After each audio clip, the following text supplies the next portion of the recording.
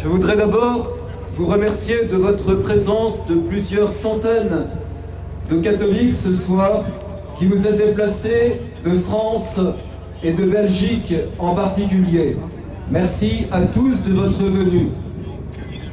Merci pour ce rassemblement qui est un rassemblement à la fois pacifique et courageux pour exprimer aux autorités politiques de notre pays notre tristesse et notre indignation de voir bafouer le visage de notre Seigneur Jésus-Christ et notre demande ferme qu'il soit mis un terme à ces provocations.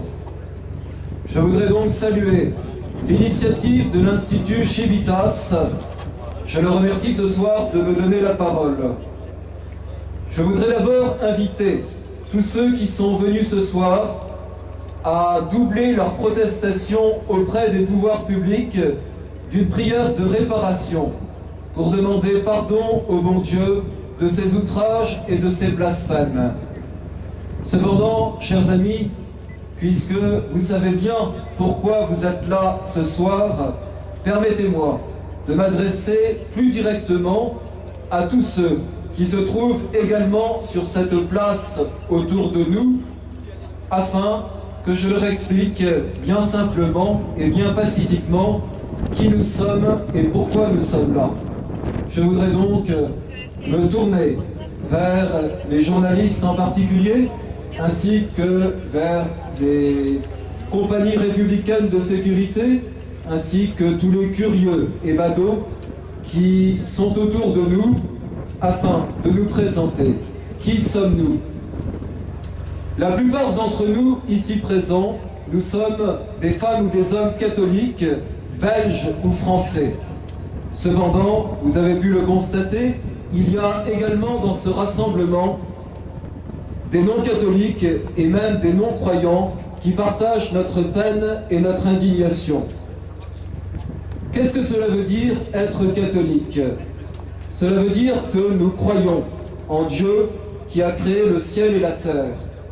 Nous croyons en Jésus-Christ, son Fils unique, qui est né, qui est venu sur la terre, qui a été conçu du Saint-Esprit, qui a souffert sa passion et qui est mort sur la croix pour nous. Nous croyons que notre Seigneur Jésus-Christ est descendu aux enfers, mais qu'il est ressuscité le troisième jour. Nous croyons qu'il est monté aux cieux et qu'il est assis à la droite de Dieu et qu'il reviendra pour juger les vivants et les morts. Nous croyons en la Sainte Église catholique, à la communion des saints, à la résurrection de la chair et à la vie éternelle. C'est notre credo. Qu'y a-t-il dans ces dogmes que nous venons d'exprimer? Qu'y a-t-il qui puisse susciter de la part de la terre entière de la haine contre nous? Dans notre vie, qu'est-ce que nous cherchons? Sinon à imiter l'exemple, la vie et les vertus que Jésus-Christ nous a montrées. Aux enfants, nous enseignons le respect du décalogue. Mais nous allons plus loin, nous cherchons à leur dire aussi quel est le commandement nouveau que Jésus-Christ a enseigné aux hommes. Ce commandement, c'est d'aimer les uns les autres comme le Christ nous a aimés et il nous a montré l'exemple. Regardez, messieurs et mesdames les journalistes, regardez ces gens qui sont là devant vous, ces catholiques. Ce ne sont ni des fanatiques, ni des fondamentalistes, ni des intégristes. Regardez-les, ce sont des citoyens paisibles qui n'ont pas l'habitude de descendre manifester. Il n'y a pas de haine et il n'y a pas de mépris ni dans leurs yeux, ni sur leurs lèvres. Si vous êtes honnête dans vos articles demain, eh bien, vous montrerez qu'il sera difficile de les décrire comme des hordes fascisantes, comme certains de vos confrères l'ont fait.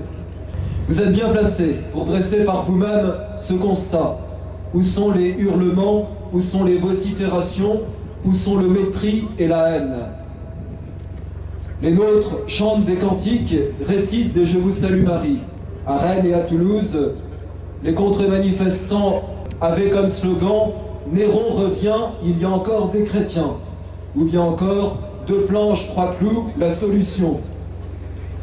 Où se trouve la haine? et où se trouve l'amour, il est facile de le voir. Pourquoi nous sommes ici ce soir dans la rue? Parce que Jésus-Christ, dans la pièce de Castellucci, a été caillassé par des enfants de 10 ans. Et nous tournons vers vous, messieurs les CRS, ceux qui demain vous poseront difficulté dans la rue. Ce ne sont pas les chrétiens qui enseignent à leurs enfants le respect. Ceux qui demain poseront problème à la France et aux forces de sécurité, ce sont ceux à qui on apprend à caillasser à l'âge de 10 ans le visage du Christ. Comme l'a dit Dostoïevski.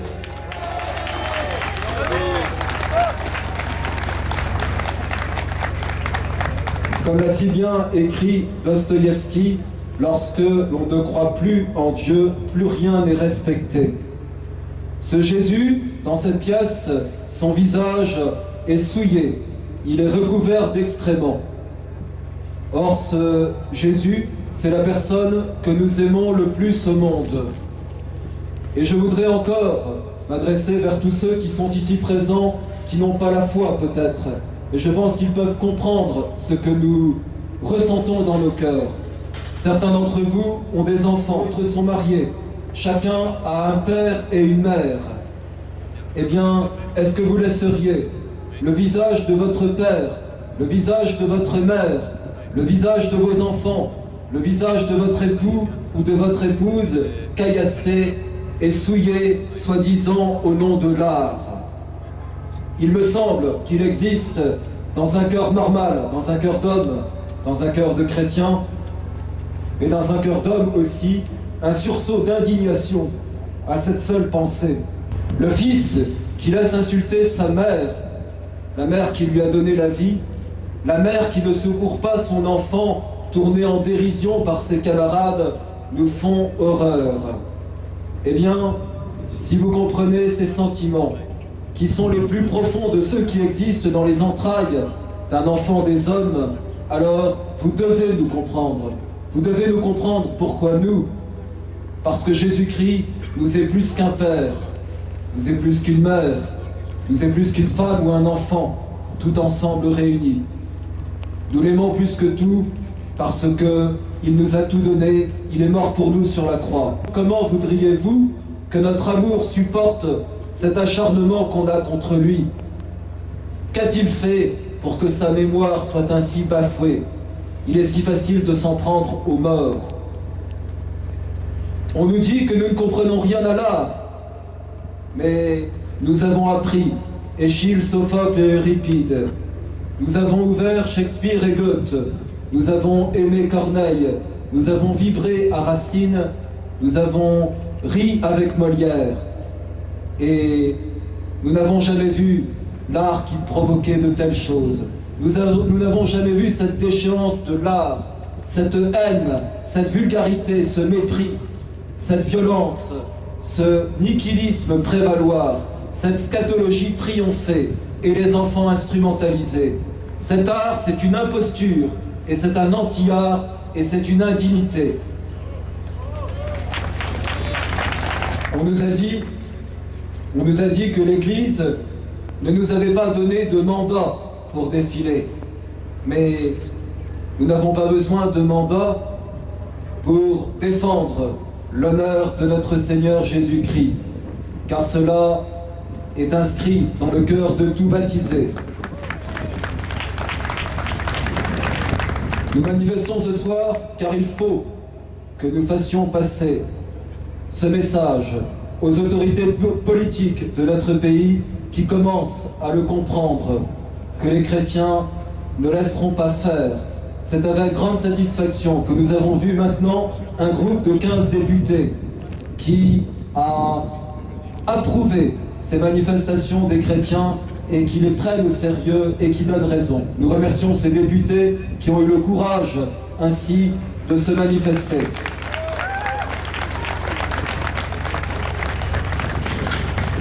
Et à Toulouse, la mairie, qui est une mairie socialiste, le maire, qui est un maire socialiste, a vu toute une partie de ses élus protester eux-mêmes de sa présence à lui, le maire de Toulouse, au théâtre, en disant que c'était vraiment une imprudence de sa part que d'exciter ainsi les tensions religieuses dans sa ville et qu'il comprenait l'indignation des catholiques. À bon entendeur, salut.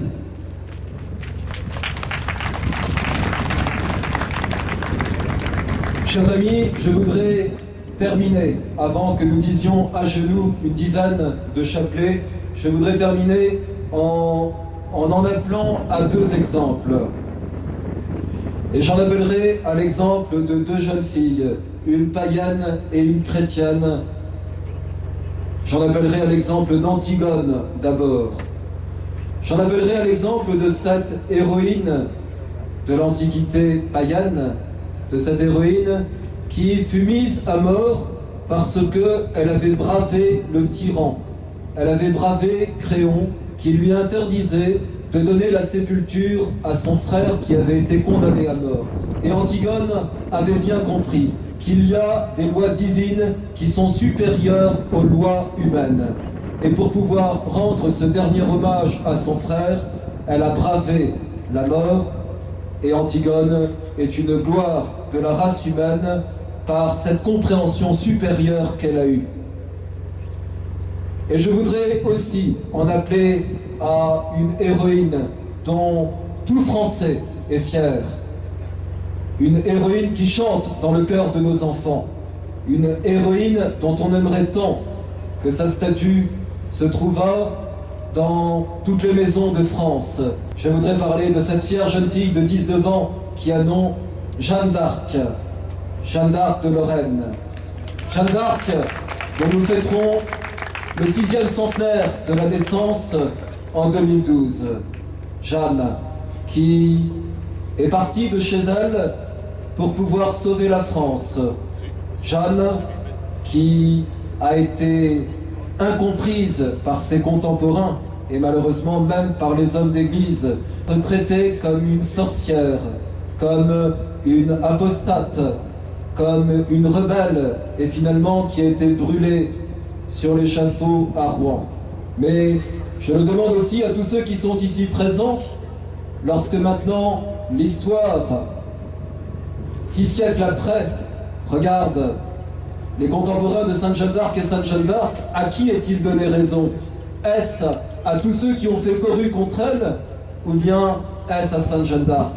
C'est à Sainte Jeanne d'Arc qui est donné raison, tant il est manifesté dans l'histoire que la vérité n'est pas faite par les majorités, mais la vérité, elle est faite par ceux dont le cœur et la raison sont tournés vers Dieu et qui cherchent l'ordre, et qui cherchent le bien, et qui cherchent le vrai, et qui cherchent le beau. La liberté d'expression, mais la liberté d'expression a-t-elle un sens si elle n'est pas au service de ce qui est vrai, de ce qui est bien et de ce qui est beau? Oui, vraiment, Sainte Jeanne d'Arc aujourd'hui nous sert d'exemple de courage, nous sert d'exemple de bravoure, et son héroïsme et sa sainteté nous guident dans cette mission de réparation que nous voulons accomplir à travers notre pays. Il faut que France et chrétienté continuent. Et pour cela, eh bien, nous disons, chers amis, nous disons vive Antigone, nous disons vive Jeanne, nous disons vive la France et nous disons vive l'Église catholique.